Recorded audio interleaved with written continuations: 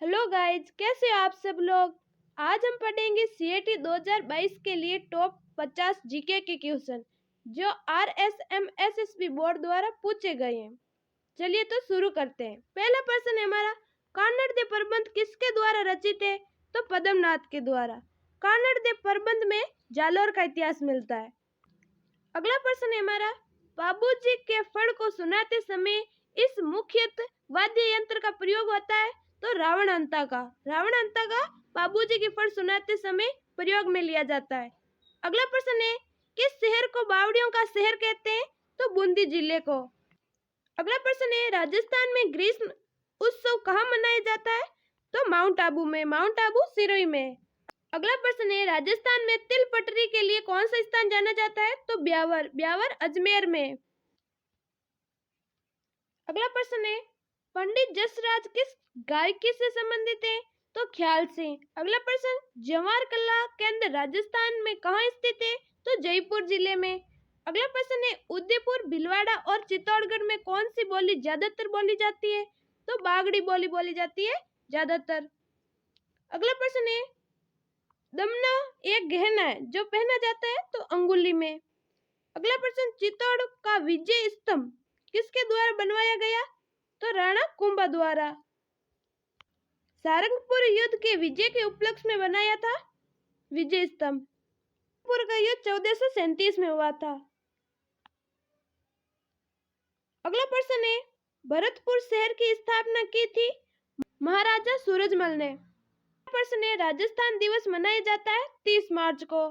30 मार्च 1949 को 4 बड़ी रियासतों का एकीकरण हुआ था। अगला प्रश्न है, वाद्य यंत्र टामक राजस्थान के किस सांस्कृतिक क्षेत्र से संबंधित है? तो मेवात क्षेत्र से। मेवात क्षेत्र में अलवर, भरतपुर जिले आते हैं। अगला प्रश्न है, रणकपुर मंदिर प्रसिद्ध पर्यटक स्थल है जिसका संबंध है जैन धर्म से। अगला प्रश्न, जयपुर के अल्बर्ट हॉल का उद्घाटन किसके शासनकाल में हुआ था? तो महाराजा माधव सिंह द्वितीय के काल में।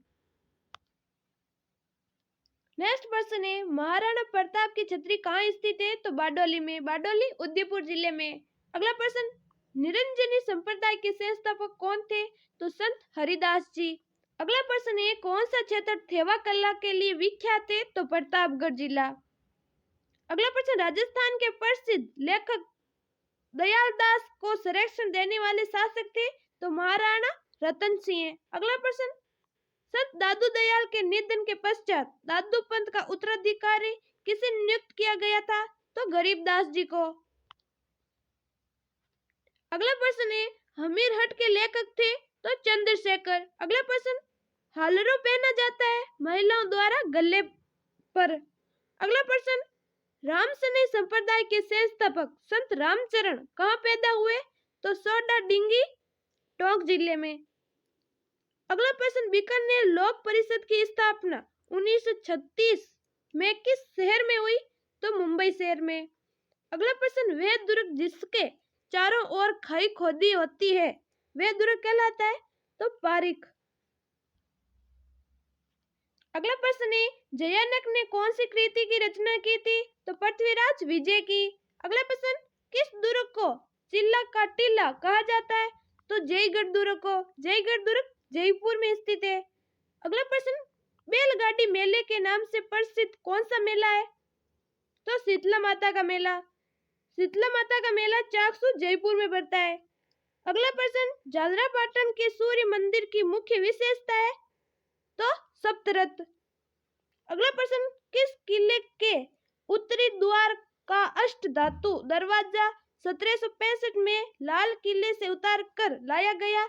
तो लोहागढ़ दुर्ग। लोहागढ़ दुर्ग भरतपुर में स्थित है। अगला प्रश्न है, किस वाद्य यंत्र में महारथ होने से साकर खान को 2012 में पद्मश्री से सम्मानित किया गया?